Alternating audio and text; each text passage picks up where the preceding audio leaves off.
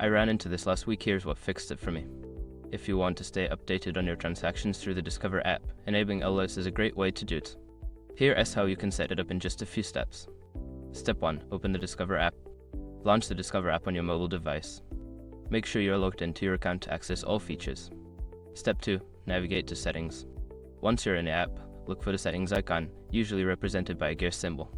Tap on it to enter the Settings menu. Step 3. Find Notification Preferences. In the Settings menu, scroll down until you find the section labeled Notification Preferences.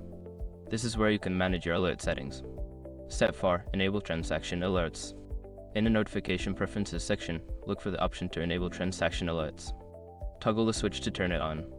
You may also have options for alert types, such as email or push notifications. Step 5. Customize alert settings. After enabling alerts, you can customize how and when you receive them. For example, you might want to set alerts for transactions over a certain amount. Just be careful not to miss the Save button at the bottom after making changes. Now you're all set to receive alerts for your transactions. Keeping track of your spending just got a lot easier.